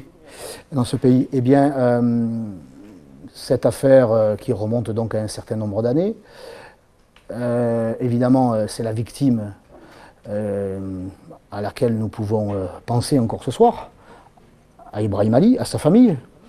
Mais ce n'est pas une raison pour en faire un argument politique, électoral. C'est bas d'utiliser les drames pour essayer de nuire à un candidat. C'était en 1995, donc il y a 24 ans. Hein. Vous étiez déjà au Front National à l'époque. Jean-Pierre Baumann, qui était élu sur vos listes, était le responsable local. Il est toujours conseiller municipal aujourd'hui. Il y a une continuité dans le mouvement. Une continuité dans quoi? Dans le mouvement politique entre 1995 et maintenant. Vous l'incarnez au même titre que M. Baumann. Le mouvement n'a absolument rien à se reprocher. Ce qu'affirme l'avocat général, sans doute un peu militant sur les bords, c'est son droit de le dire. Je dément formellement, je rejette formellement cette idée que l'idéologie ou ce que peut proposer le Rassemblement national, nous sommes dans une volonté justement de rétablir la sécurité. La sécurité. Je ne sais pas ce qui s'est passé, madame. Nous en connaissons. Il y a une vérité judiciaire, à tout le moins. Nous en connaissons les conséquences dramatiques pour Ibrahim Ali, pour sa famille, pour les colleurs. Celui qui a été reconnu coupable est même mort en prison. Et les deux qui étaient là, j'allais dire qu'ils étaient responsables pour rien, ont aussi été condamnés. Donc vous dites, l'affaire pour moi est close. Stéphane Ravier, vous venez de mettre le drame des colleurs au même niveau que le drame de la famille d'Ibrahim Ali, c'est ça que j'entends? Non, c'est un drame pour tout le monde. C'est un drame évidemment pour Ibrahim Ali, c'est-à-dire, il n'y a pas de mots, quoi, il a laissé sa vie. Bon. Et pour ces colleurs qui ont commis un meurtre. Sa famille doit le pleurer encore. Moi, j'ai un fils et une fille. Vous ne l'avez pas embauché? C'est malvenu, là. Dans le sujet qui est le nôtre, c'est malvenu, là. Enfin, porter la responsabilité de vos... Certainement. Je le retire. De vos jeux de mots. Je le retire. Je peux imaginer ce qu'a pu ressentir les parents et la famille d'Ibrahim Ali. Mais ça a été aussi un drame pour la famille de ces colleurs qui ont vu un père, un frère en prison. Ça ne veut pas dire que je mets ça sur le même pied d'égalité, mais ça a été un choc pour tout le monde. Eh bien, je dis que ça fait 25 ans. Laissons Ibrahim Ali reposer en paix. Oui, alors justement, donc en 2013, vous aviez déjà cette défense. Des élus et des associations avaient proposé de faire du 21 février la journée contre le racisme. Donc vous parliez déjà à l'époque de profanation, de quelque chose qui réveille les plaies, qui est bas, petit, etc. Mais est-ce que c'est pas vous, en niant cette responsabilité, qui participez à rendre compliquée la cicatrisation pour la famille d'Ibrahim Ali? Madame, si vous avez décidé de faire le procès du Rassemblement national, comme à l'époque on a essayé de faire le procès du Front national, vous vous trompez de cible. Je vous l'ai dit, il y a une responsabilité individuelle. Le Front national de l'époque comme aujourd'hui ne demande pas à ses colleurs d'être armés. Ce que je sais, vous parlez de racisme, vous parlez de haine, vous parlez de rejet. Moi, je peux vous parler du racisme qui sévit aujourd'hui dans nos rues de Marseille et de France, qui est le racisme anti-français, madame. Anti-blanc, anti-chrétien. C'est un racisme dont je n'en entends jamais parler. Et pourtant, c'est celui qui se développe de plus en plus. C'est celui que l'on ne veut pas dénoncer. Eh bien, moi, je le dénonce. Moi, je combattrai, je serai aux côtés de ces associations quand ils mettront un S à racisme. Parce ils focalisent sur un racisme qui, en réalité, existe peu. La seule discrimination qui existe dans ce pays, c'est la discrimination positive en faveur d'une communauté comorienne. On ne dit rien. Par contre, à l'inverse, là, il y a un problème. Mais je vous dis, moi, je dénonce toutes les formes de violence. Et ce qui a pu se passer en 1995, qu'est-ce qui a amené ce drame? En tout cas, il y a un drame, je le regrette, j'en suis ému. Mais ne comptez pas sur moi. Ne comptez pas sur moi pour abonder dans votre sens qui ne repose sur aucune argumentation juridique, aucune réalité juridique. Le mouvement ne peut pas être rendu responsable.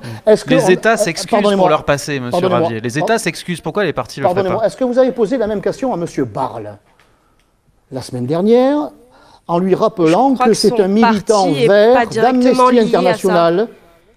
d'Amnesty International, qui a pénétré il y a quelques années dans le conseil municipal de De quelle ville, mon Dieu? De Neuilly, peut-être? Non, pas de Neuilly. De Nanterre. De Nanterre, pardon. Et qui a tué 9 personnes.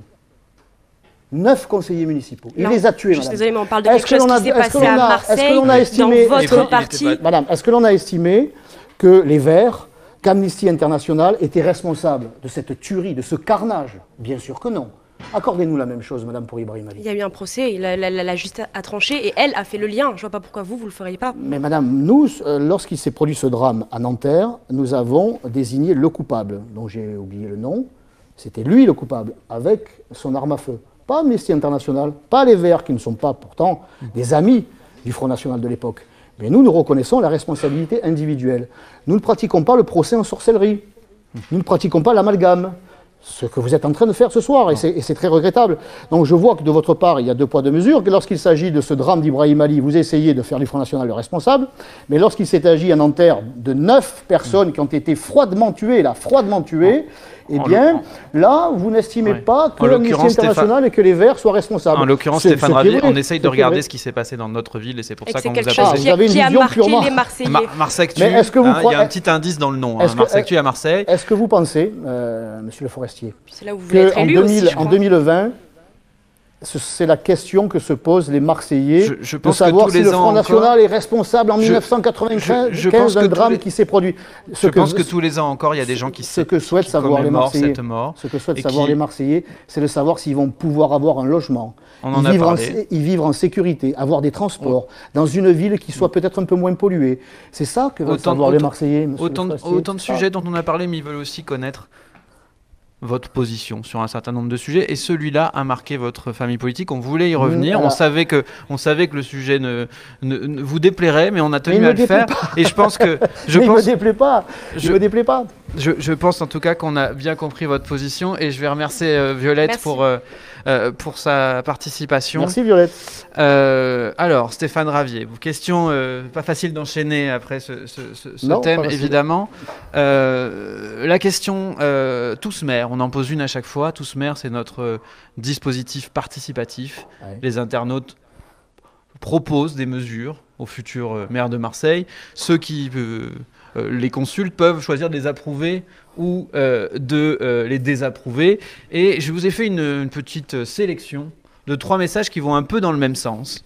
Alors, nous avons Jay qui nous dit « Il faut une piste cyclable, avenue de la Fourragère ». Make OM Great Again, je suis sûr que ce pseudonyme vous plaira, qui demande un contresens cyclable du tunnel national jusqu'à la Plaine. Du Gudule qui demande une piste cyclable de la Joliette à l'Estac. Ma question, vous l'aurez compris, Stéphane... Joliette à l'Estac. Ah ouais. La question, vous l'aurez compris, Stéphane Ravier, Mm. c'est est-ce que vous qui êtes plutôt un défenseur de la voiture, Non, vous donnerez... du scooter. J'ai du scooter, moi. j'ai pas contrôlé comment vous êtes venu ce soir. À pied. Mais Je suis venu à pied. à pied, Mais c'est j'ai laissé bien mon aussi. scooter un petit peu plus haut. C'est bien aussi. Mais en tout cas, est-ce que pour vous, l'investissement sur les infrastructures vélo, comme ces 3 internautes le demandent, font partie des choses que doit faire la métropole Aix-Marseille-Provence? Oh, il doit y avoir une offre complète, c'est sûr. Le vélo, pourquoi pas le vélo? Mais enfin, on n'a quand même pas le budget du Qatar, quoi. Hein. Ça coûte pas très cher généralement. C'est un non, petit mais alors, rebord, un peu de peinture. Et puis ouais, à condition d'accepter que les cyclistes soient en danger. Moi, je vois à Sainte-Marthe, ils nous ont tracé, là, comme vous dites, un peu de peinture au sol sur une Faut mettre voie. une séparation pour sur les une voie protéger. oui. Vous le prenez, vous, le vélo? Je vous mets au Moi, je défi fais du de faire vélo dans vélo toute à la ville, mais on peut en Sainte-Marthe. reparler, c'est comme vous voulez. Vous engagez dans la rue et vous avez des zones de stationnement, la voie de circulation, et puis à sens unique, et puis d'un coup, la piste cyclable en sens inverse. Il faut être cascadeur, quoi, voire même suicidaire. Alors ça permet à l'équipe de Godin, Vassal, de dire, vous voyez, on a fait tant de kilomètres cette année pour ne pas avoir le prix du clou rouillé. Mais la réalité, c'est qu'on met un peu de peinture au sol pour dire, voilà, c'est bon, il y a des pistes cyclables. Ben, bon courage quand même, hein, bon courage. Alors il en faut, moi je suis plutôt favorable à ce qu'il y ait une offre complète. Je suis favorable à ce qu'il y ait une 3e ligne de métro, quand même, la 2e ville de France, pour désengorger le nord et puis la vallée de l'Uvonne. Il serait temps quand même qu'on s'y penche. 3e ligne de métro qui irait de Capitaine Gèze De l'hôpital Nord de Gèze, elle s'appelle même pas capitaine, vous vous rendez compte? Même ça, ils nous ont levé. Même elle irait ça. d'où à où, cette troisième ligne? Vous la voyez où? C'est l'occasion de nous le dire. Il faut déjà qu'elle monte jusqu'à l'hôpital Nord. Et puis, alors, j'ai pas le tracé en tête, mais je suis pas technicien, moi. Hein. Non, mais vous avez moi, une idée, moi, ce que je sais, est-ce qu'elle passerait par vos arrondissements, par exemple? Il faut. En partie, il y a toute la zone de Château-Gondomar. Ils ont donné tellement de permis de construire, ils ont tellement saccagé cette ville, la bande à Karadec, à Vassal, que ça va être difficile maintenant. Mais si tout le monde se redresse, se retrousse les manches, du maire jusqu'au ministre de l'économie et du budget et jusqu'à Macron, Emmanuel Macron a dit que la France ne pouvait pas réussir si Marseille ne réussissait pas. Donc vous lui dites quoi? Chiche. Carnet de chèques? Je lui dis, écoute, écoutez, monsieur le président, écoute Manu, c'est bien d'avoir le maillot de l'Olympique de Marseille. Ça serait encore mieux qu'il ait le maillot de Marseille. Donc pour payer, par exemple, une troisième ligne de métro? Pour nous aider, lui, la métropole, le conseil départemental, des mécènes, des tickets restaurants, ce que vous voulez, tout ce qu'on trouvera pour financer. On peut plus se passer d'une ligne de métro. Là aussi, je suis conscient, ça ne va pas se faire en 6 mois, mais ne pas l'envisager, ça serait criminel. Et on y mettra aussi, aussi des vélos. Voilà, ça a été, d'accord, on a bouclé la boucle sur ce point. On verra si vous convainquez le président de la République cette fois. Hein, Jean-Claude Gaudin a eu beaucoup de mal, lui, depuis des années. C'est parce qu'il n'emploie pas la bonne méthode. Bon, écoutez, vous allez encore... J'irai avec mon conseiller spécial, Luca Brazzi. Vous connaissez pas Luca Brazzi? Non. Écoutez. Le parrain. Ah oui, écoutez, la trilogie du parrain, Luca Brazzi, celui qui écoutez, mais moi, j'y étais pas. Cherchez parmi vos militants, je connais un certain nombre. Mais mon Luca Brazzi à moi, vous savez qui c'est? Ce sont les Marseillais. Voilà. C'est ma détermination. On verra et il aura quelqu'un en face de lui qui ne lâchera pas l'affaire tant qu'il n'aura pas signé le chèque. Je ne décamperai pas de l'Élysée, je ne décamperai pas du ministère du Budget tant que l'on n'aura pas donné à Marseille ce qui lui revient. Bon. Avant que vous ne fassiez de l'Élysée une ZAD, Lisa Castelli va nous rejoindre pour vous poser les questions des internautes et terminer cette séquence. Alors oui, donc pas mal de monde, hein, on s'y attendait pour ce live face à Mars Actu avec nous sur Facebook notamment, sur les réseaux sociaux en général.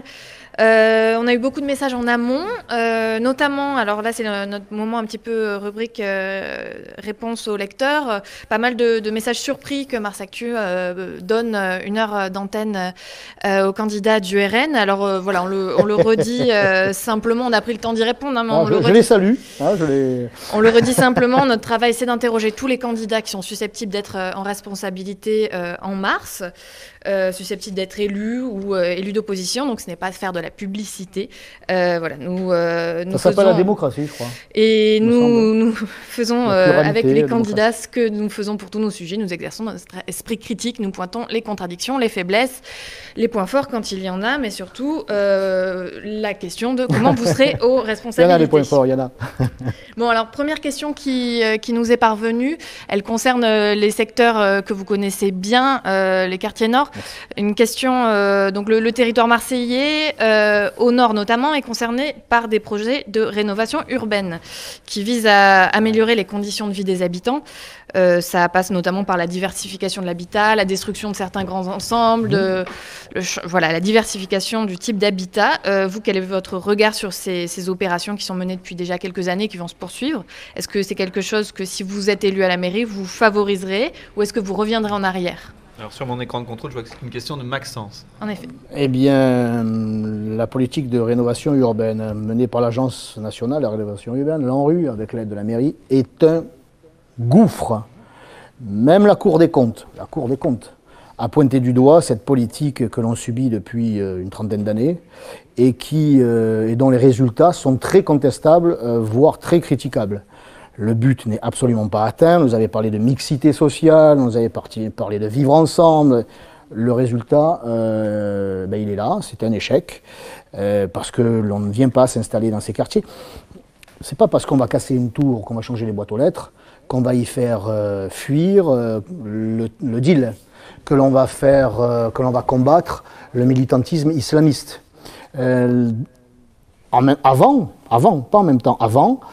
Commençons par combattre et mettre à bas ce qui pourrit la vie des gens, d'où qu'ils viennent, quelle que soit leur confession.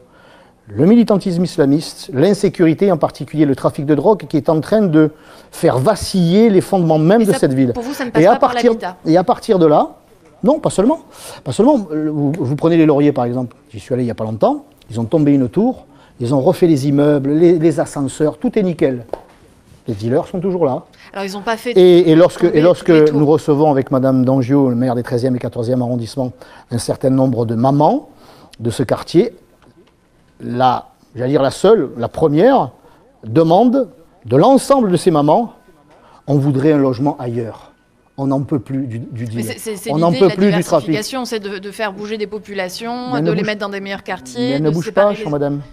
Et parce que c'est en cours, peut-être aussi. Elle ne bouge pas. En tout cas, la population qui vit dans ces quartiers, parce que dont l'écrasante majorité est évidemment, calme, respecter les lois, etc.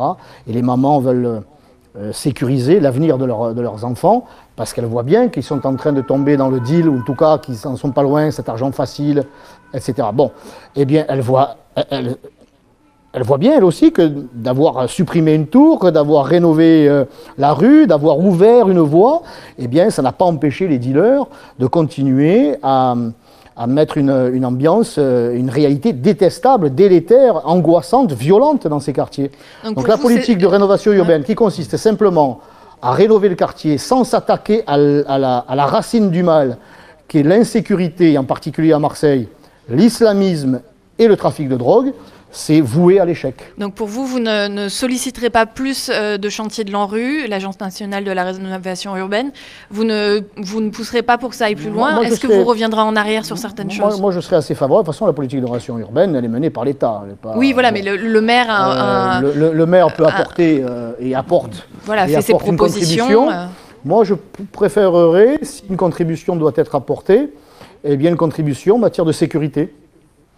J'investirai dans la sécurité pour que dans ces quartiers, qui souvent ne manquent de rien, a priori, prenez Frévalon par exemple, qui va bénéficier de la politique de rénovation urbaine dans quelques années.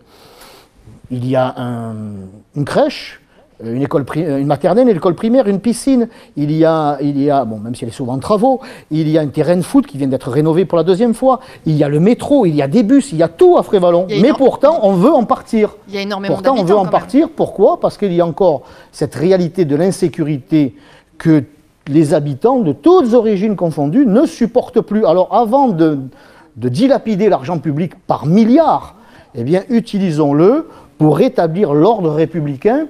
Et vous verrez qu'il ne sera peut-être plus si nécessaire que de rénover, que de casser des tours. Moi, j'ai grandi dans un quartier où il y avait beaucoup d'immeubles et des tours. C'est pas pour ça que l'insécurité, que le mal-vivre s'y développait.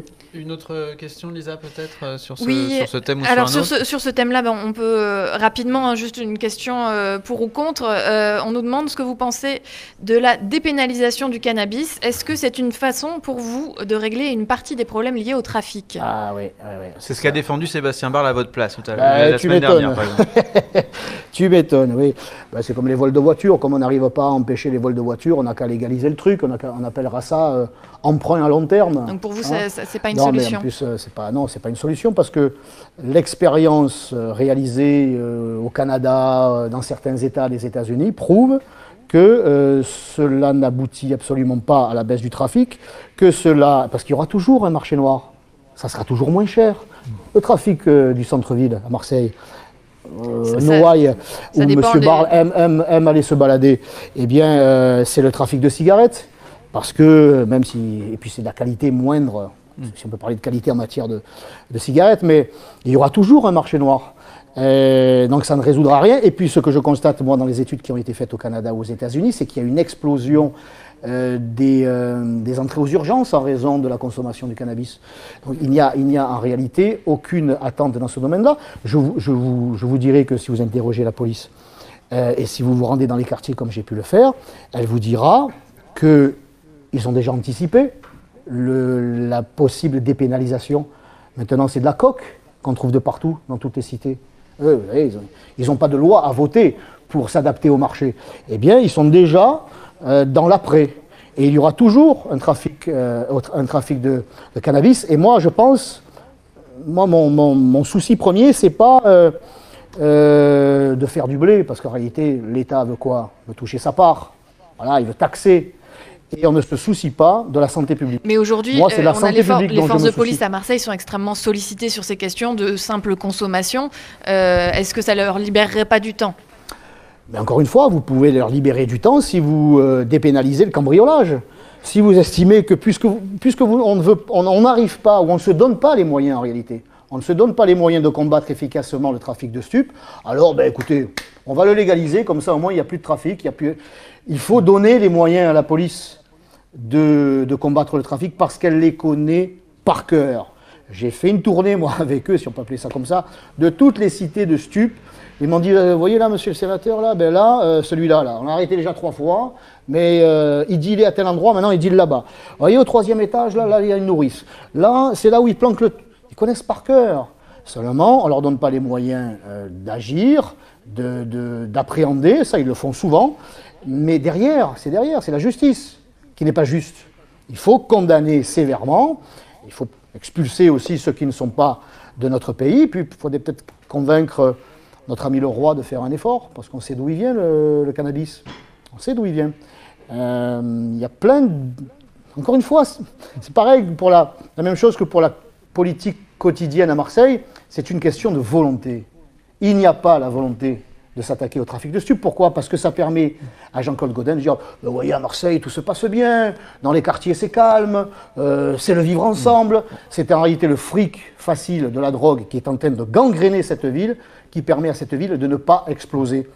Mais pendant ce temps, on est en train de pourrir notre jeunesse. On a compris votre point de vue sur ce sujet. Lisa, est-ce que tu avais une autre question? Alors, une petite dernière question. On a quelques questions quand même pas mal sur votre bilan à la mairie des 13-14. On n'aura pas le temps d'y revenir, bien sûr. Mais on vous demande, vous avez quitté la mairie des 13-14 pour aller au Sénat. Est-ce que c'est bien représenter Marseille, ça? Donc, vous avez choisi au moment du cumul des mandats, en effet, de partir, de rester sénateur et pas maire de secteur. Je n'ai pas quitté la mairie du 13-14. J'ai quitté mon poste de maire. Mais je reste conseiller municipal. Je reste un acteur politique et un citoyen marseillais et des quartiers nord, puisque j'y habite. Mais pourquoi vous avez fait ce choix parce qu'il m'a semblé qu'il n'était pas opportun de laisser à Madame Galli le soin de représenter Marseille à la Haute Assemblée. Et que la réalité marseillaise, mais pas seulement marseillaise, des Bouches-du-Rhône, parce que je suis sénateur des Bouches-du-Rhône, des territoires et notre ligne des libertés communales, méritait que je porte cette voix, que je sois la voix des nationaux, du Rassemblement national et en particulier des Marseillais, au-delà de mon étiquette, des problèmes marseillais. C'est malheureusement, j'allais dire malheureusement, au Sénat que j'ai pu obtenir du vice-président du Sénat, Jean-Claude Gaudin, des avancées pour notre secteur. Donc vous vous trouvez plus utile à Paris Et au-delà de ça, j'ai pu, de façon publique, devant les ministres, devant le Premier ministre, devant mes chers collègues, leur faire connaître la réalité de Marseille. Ils ne pourront plus dire qu'ils ne savaient pas. Bon, si vous êtes élu maire dans 1 mois et demi... Quand je serai élu maire dans 1 mois et demi. Écoutez, moi je ne fais pas de prédiction. On essaye déjà de regarder ce qui se passe, c'est déjà beaucoup. Si vous êtes élu maire dans 1 mois et demi, vous ne serez pas candidat ni au sénatorial, ni aux législatives de 2022, ça c'est clair? Ça va me manquer de ne pas être candidat du coup. Vous n'avez pas raté une élection depuis à peu près 20 ans, donc effectivement. Je suis au service de mes compatriotes. Non, mais ce sera un mandat complet. Je ne serai plus candidat à rien. Sauf à votre réélection en 2026, c'est ça? Voilà, je me consacrerai à 100% à la ville qui m'a tant donné. D'accord. C'est bien la moindre des choses que je vais lui rende. L'appel de Paris ne vous fera pas succomber? Non, quand Marine Le Pen aura fini ses 2 mandats, je serai peut-être candidat à la présidentielle. Écoutez. je plaisante, hein. Écoutez. Non, Marseille. Voilà. Marseille d'abord, Marseille encore, Marseille toujours. Bon, voilà. Si Lisa a terminé, on va pouvoir conclure cette émission, non sans vous avoir demandé une question pour celle qui va vous succéder dans ce canapé, qui est Samia Ghali. Vous en avez parlé un peu, votre collègue de la Chambre haute. Est-ce que vous lui avez réservé une question? Vous étiez au courant que c'était elle qui vous succédait? Un petit peu, oui. Alors, il y en a tellement à lui poser. Allez, une. Je sais que vous êtes bavard, mais une. Madame Ghali est visée par une enquête du parquet financier Ça fait que longtemps que ça dure. Et je voudrais lui demander, bien sûr, les présumées innocentes, il y a juste une enquête, mais il y a un peu la jurisprudence Strauss-Kahn. À l'époque, elle le soutenait, elle était même partie, et qui avait, je crois, démissionné lorsqu'il avait été... Lorsque sa probité avait été mise en doute dans l'histoire des mutuelles étudiants.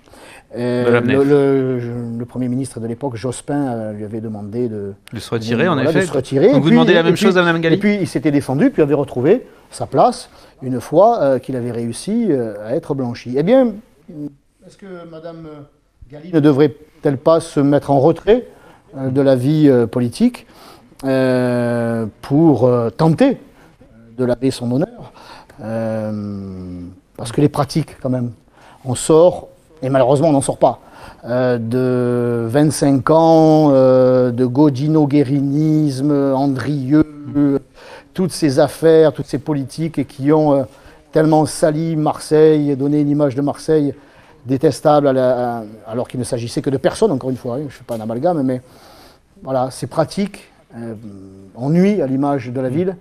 Donc vous lui demandez de se mettre en retrait. Est-ce qu'il n'est pas temps, est-ce qu'il n'est pas opportun pour Mme Galli, eh bien de donner l'exemple et de se mettre en retrait? Écoutez, on lui posera la question, peut-être pas aussi longuement que vous l'avez posée, mais on en posera la substantifique moelle. C'était pour bien expliquer le contexte.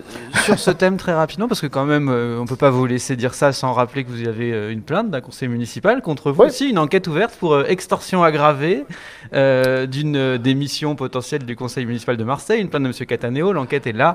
Elle est aussi là pour menace de mort, donc il y a une enquête ouverte à votre rencontre. Est-ce qu'il faut que vous vous mettiez en retrait, Stéphane Ravier? Pourquoi vous n'êtes pas en retrait finalement? Parce que c'est des accusations graves aussi. Oui, mais ça, l'enquête évolue, je crois, elle évolue bien. Écoutez. Donc pas de... Donc vous ne vous mettrez pas en retrait? Je n'ai vraiment aucune raison de le faire, vraiment. Bon. Écoutez, j'étais obligé de la poser, merci d'y avoir répondu. Mais avec plaisir. Merci d'avoir répondu. Merci pour votre invitation. On a un peu débordé et je vous remercie d'avoir accepté ce petit décalage dans le temps. On a fait 1h25 ce soir, c'était un 1h25 Écoutez, j'ai la chance d'avoir une horloge, donc je vous dis ça très précisément. En tout cas, merci à vous aussi d'avoir participé à cette émission avec tous les messages que Lisa a pu relayer. Merci de nous avoir suivis. On compte sur vous la semaine prochaine avec Samia Ghali donc, et une question à lui relayer. D'ici là, n'hésitez pas à commenter aussi cette émission sur les réseaux sociaux. Elle est évidemment disponible en replay toute la semaine. N'hésitez pas aussi, parce que cette émission est en accès libre, à la diffuser autour de vous, à vous abonner si ce n'est pas encore fait d'ailleurs, parce que Mars Actu est un journal indépendant, sans publicité, sans subvention des collectivités locales. Et que pas Madame Vassal? Même pas Madame Vassal. Dommage pour vous. Oh mon Dieu. Vous n'enfoncerez pas ce coin ce soir, Stéphane Ravier. Donc voilà, merci de nous suivre en tout cas. Merci à toute l'équipe qui nous a accompagnés ce soir, Aglaé et Sidonie qui nous accueillent, Synapse qui a réalisé cette émission, et on vous attend tout aussi nombreux la semaine prochaine pour suivre Madame Ghali, avec peut-être la participation exceptionnelle de Jules. On essaiera de l'inviter, on verra s'il y participe. Bonne soirée à tous en tout cas, merci. Salut.